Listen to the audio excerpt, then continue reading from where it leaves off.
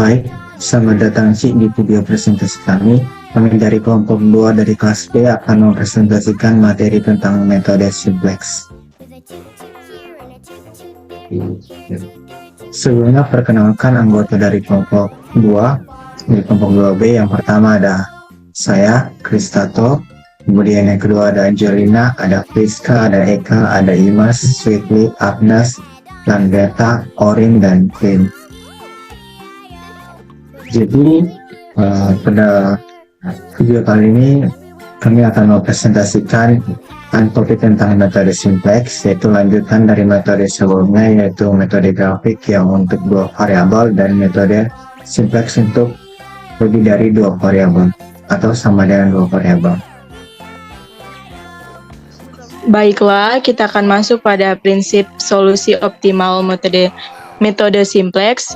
Yang pertama ada prinsip mencari solusi optimal. Metode simplex adalah dengan iterasi atau pengulangan. Yang kedua yaitu iterasi dilakukan sampai diperoleh solusi optimal. Yang ketiga, pada setiap langkah iterasi diperoleh solusi yang visible yang tidak dihubungkan pada metode grafik. Solusi tersebut merupakan titik-titik solusi perpotongan persamaan kendala pada daerah solusi visible, tapi bukan solusi optimal. Dan yang keempat, solusi optimal diperoleh pada akhir iterasi.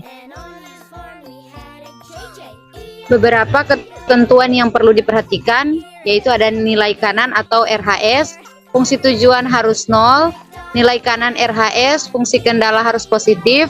Apabila bernilai negatif, maka nilai tersebut harus dikalikan -1. Fungsi kendala dengan tanda kurang lebih sama dengan atau lebih dari sama dengan harus diubah ke bentuk sama dengan menambahkan variabel slang atau surplus. Variabel slang atau surplus disebut juga variabel dasar. Baik, untuk langkah selanjutnya menggunakan metode simplex. Yang pertama membuat model matriks LP, kedua berubah formulasi LP menjadi formulasi standar, ketiga menambah variabel select, keempat menyiapkan tabel simplex awal, kelima memasukkan nilai-nilai dan variabel dalam formulasi standar ke dalam tabel awal, kelima melakukan proses iterasi, keenam menentukan apakah penyelesaian optimal sudah tercapai, ketujuh membuat kesimpulan jawaban.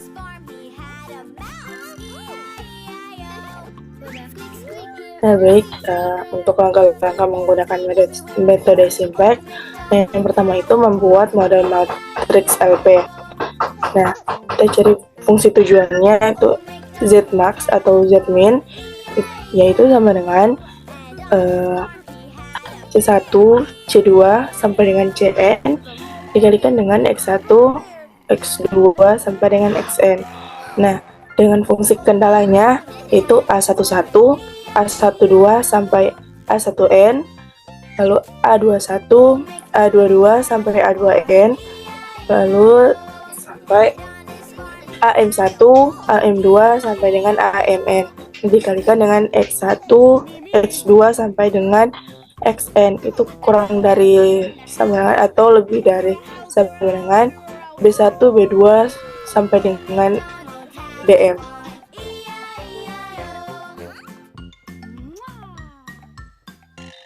Berikut untuk langkah kedua, merubah formulasi LP menjadi formulasi standar.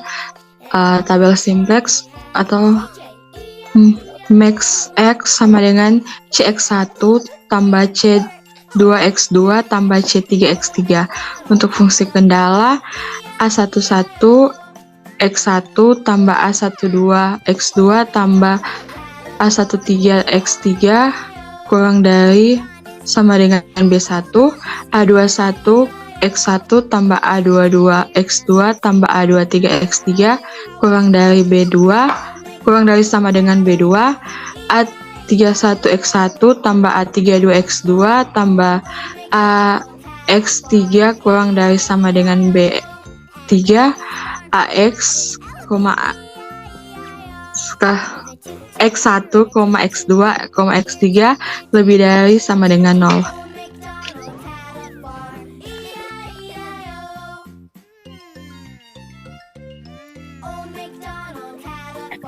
Langkah yang ketiga, tambahkan slang variabel untuk masalah maksimisasi sebanyak fungsi kendala, misalnya S4, S5, S6. Jadi itu dalam S-max itu ditambahkan 0 S4, 0 S5, dan 0 S6. Sehingga fungsi kendalanya menjadi A11 X1 tambah A12 X2 tambah A13 X3 tambah S1 kurang dari sama dengan B1, A21 X1, A22 X2 tambah A23 X3 tambah S2 kurang dari sama dengan B2, A31 X1 tambah A32 X2 tambah A33 X3 tambah S3 kurang dari sama dengan B3. X1, X2, X3 lebih dari sama dengan 0.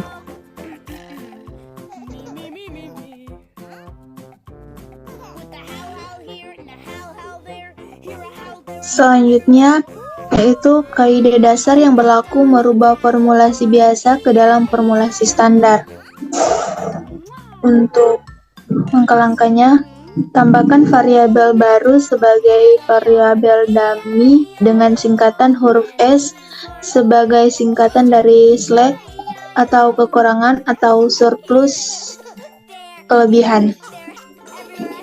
Apabila fungsi kendala berupa pertidaksamaan lebih kecil atau sama dengan, ditambahkan variabel slack.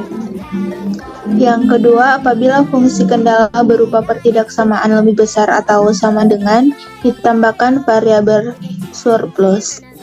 Yang ketiga, apabila fungsi kendala berupa persamaan sama dengan, ditambahkan artificial variabel.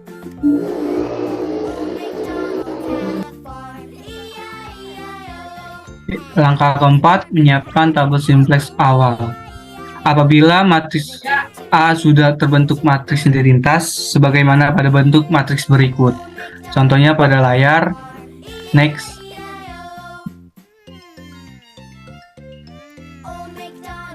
Selanjutnya, maka disusun tabel awal simplex sebagai berikut. Contohnya pada layar. Next.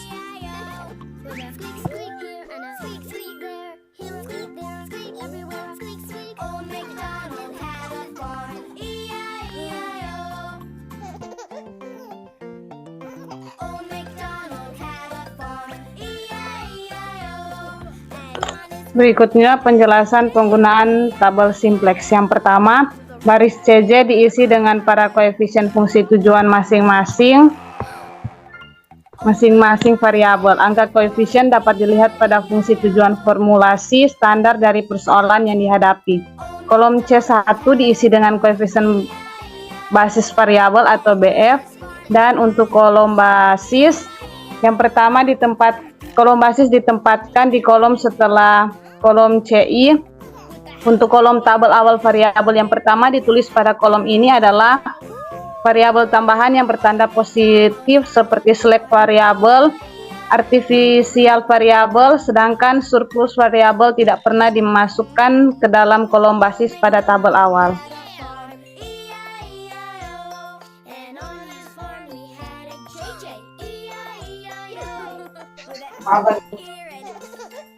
Yang D, kolom di antara kolom CJ dan kolom paling kanan atau kolom nilai ruas, yaitu berisikan jumlah kolom. Jumlah kolom ini bervariasi tergantung berapa jumlah variabel yang ada di dalam fungsi tujuan formulasi standar. Oleh karena itu, apabila terjadi kesalahan dalam membuat formulasi standar, maka penyelesaian persoalan dengan metode simplex juga akan salah. Yang ke E, kolom nilai ruas kanan atau RHS atau BI. Pada kolom ini dituliskan nilai ruas kanan dari setiap batasan yang ada di dalam setiap persoalan yang dihadapi.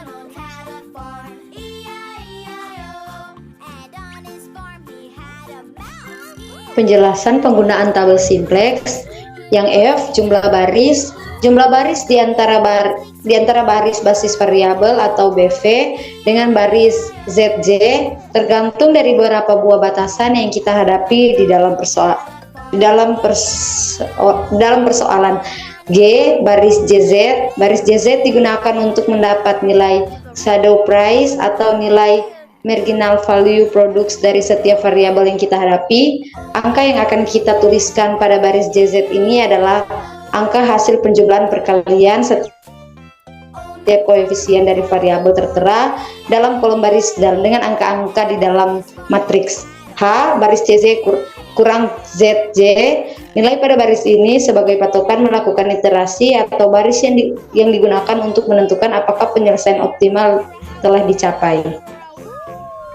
Baik, sekian untuk presentasi dari materi pertama dan rinci. Sekarang kita akan masuk pada materi yang kedua. A few minutes later. Yang akan masuk ke PPT yang kedua, contoh soal dari materi teks. Jadi untuk contoh soal itu orang punya kasus yang pertama di sumber daya ada 3, air, zat kimia, dan pewangi, ada NCTC jenis A dan NCTC jenis B, ada ketersediaan dan ada harga jual per liter. Jadi langkah 1 orang buat Z sama dengan keuntungan per liter, dan X1 adalah jumlah hand sanitizer A per hari dan hand sanitizer jenis B per hari untuk X2.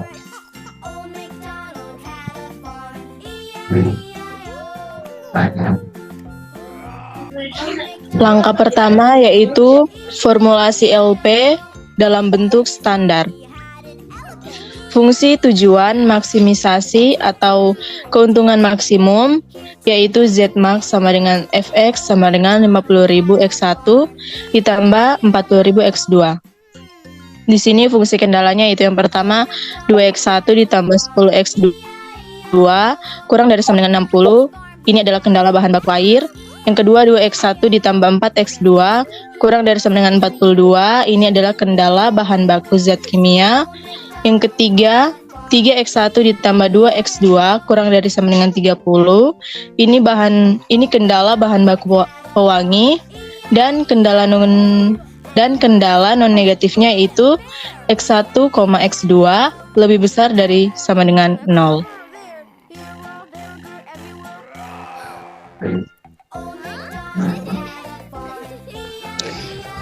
Di sini diubah menjadi fungsi tujuan Zmax sama dengan 50.000 X1 tambah 40.000 X2 tambah OS1 tambah OS2 tambah OS3. Dengan itu C1 sama dengan 50.000, C2 sama dengan 40.000, C3 sama dengan 0, C4 sama dengan 0, C5 sama dengan 0. Di sini fungsi kendalanya diubah menjadi persamaan dengan penambahan variabel slang, yaitu 2X1 tambah 10X2 tambah S1 tambah 0S2 tambah 0S3 sama dengan 60. Yang kedua 2X1 tambah 4X2 tambah 0S1 tambah S2 tambah 0S3 sama dengan 42. Yang ketiga adalah 3X1 tambah 2X2 tambah 0S1 tambah 0S2 tambah S3 sama dengan 30.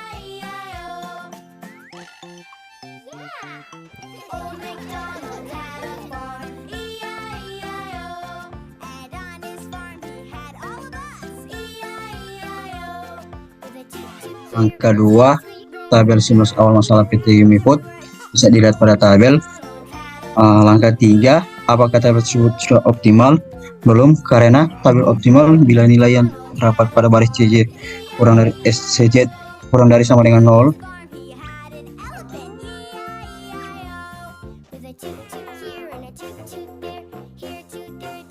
Langkah 4, penyelesaian dengan cara iterasi. Yang pertama, menentukan kolom kunci, yaitu kolom yang memiliki nilai CJ besar, yaitu kolom Z1 X1. Dengan demikian X1 akan masuk dalam basis, bisa dilihat pada tabel yang berwarna pada baris S3. Dengan demikian S3 akan keluar dari basis dan tepatnya akan digantikan oleh X1.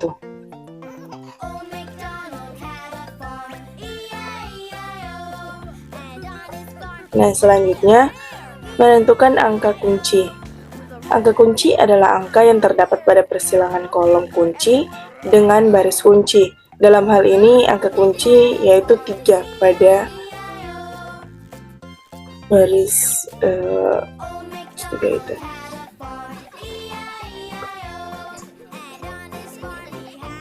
Setelah mendapatkan angka kunci, kita akan mencari angka baru yang terdapat pada baris kunci dengan cara membagi semua angka yang terdapat pada baris kunci dengan angka 3 atau angka kunci. Untuk X1 3 bahagi 3, X2 2 bahagi 3, S1 0, S2 0, S3 1 bahagi 3, BI 30 bahagi 3, dan angka barunya itu X1 adalah 1, X2 0,67, S1 0, S2 0, S3 0,33, BI 10.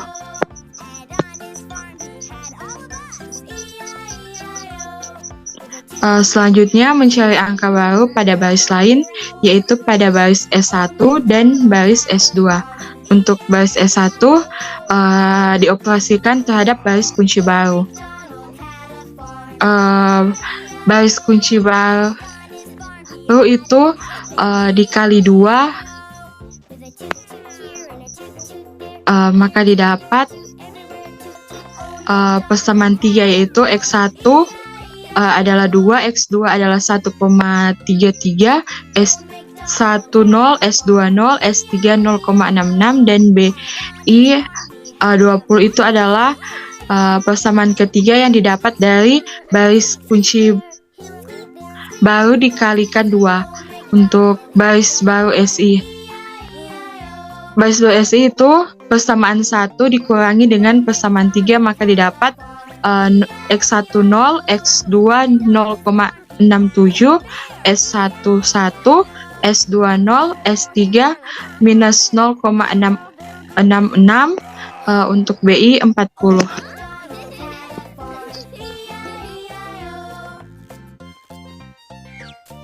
Untuk mencari baris S2, baris lama S2, baris kunci baru dikalikan dengan 2. Dapat kita lihat pada tabel.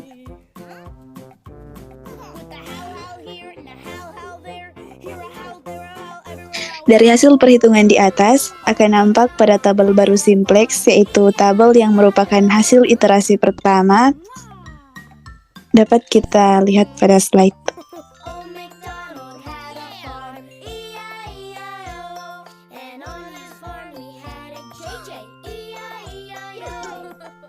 Selanjutnya, karena tabel iterasi 1 belum optimal, karena nilai CJ, ZJ masih ada nilai positif, dan selanjutnya kita akan mengulang langkah-langkah sama seperti yang sebelumnya. Untuk langkah-langkah pertama, kita mencari kolom kunci. Di sini kolom kuncinya ada di kolom X2 karena nilai CJ ZJ positif terbesar. Itu nilainya 33,333. Next.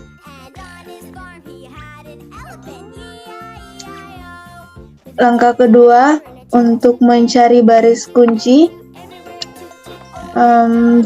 kita lihat pada baris E1, kita akan mencari nilai indeks positif terkecil. Ini nih, seperti diperlihatkan pada tabel, nilai positif terkecil itu ada nilai RHS dibagi X2, yaitu ada 4,6.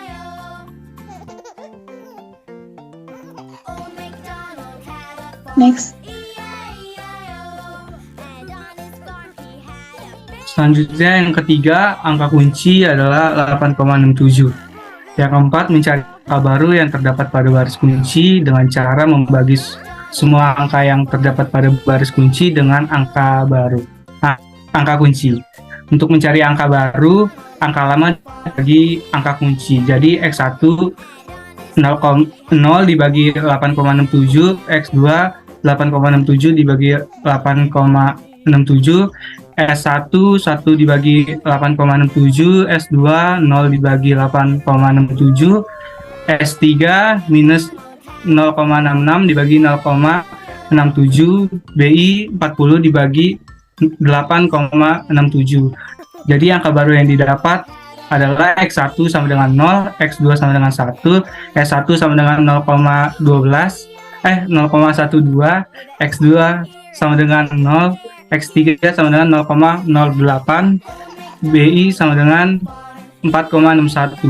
Next. Selanjutnya mencari angka baru pada baris lain, yaitu baris S2 dan baris X1. Baris S2 dioperasikan terhadap baris kunci baru. Baris kunci baru dikali 2,67 menjadi X1-nya 0, X1-nya 0, X2-nya 2,67, S1-nya 0,32, S2-nya 0, S3-nya 0,1, B-nya 12,31. Selanjutnya baris lama dikurangi baris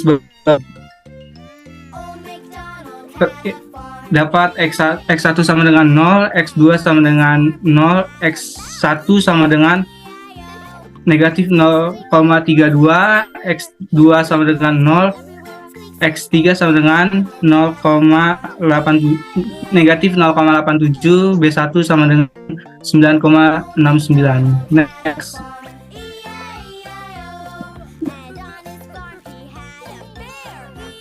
Untuk mencari baris baru pada baris X1 adalah yang pertama kita akan kalikan baris baru dengan 0,67 sehingga diperoleh X1 0, X2 0,67, S1 0,08, S2 0, S3 0,05 dan BI 3,09. Setelah itu untuk baris lama kita akan kurangi dengan baris kunci baru yang telah dikalikan dengan 0,67 sehingga baris baru X1 yang diperoleh adalah X1 1, X2 0, S1 min 0,08, S2 0, S3 0,28, BI 6,91. Next.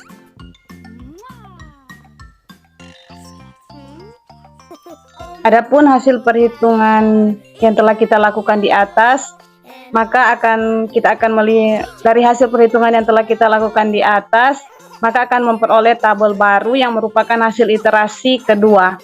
Dan untuk tabel baru bisa kita lihat pada slide yang ada. Maka pada iterasi kedua sudah tercapai solusi optimal karena nilai CZ kurang JZ tidak ada lagi bernilai positif. Dan solusi optimum tabel pada iterasi kedua menunjukkan bahwa nilai Z sama dengan 530.800 dengan masing-masing variabel keputusan X1 sama dengan 6,92 dan X2 sama dengan 4,62 dengan keuntungan maksimum 530.800 rupiah. Hasil ini sama dengan hasil yang diperoleh dengan menggunakan metode grafik. Baik, sekian dari presentasi dari kelompok 2B. Kiranya ada salah kata yang kurang, mohon maaf. Terima kasih.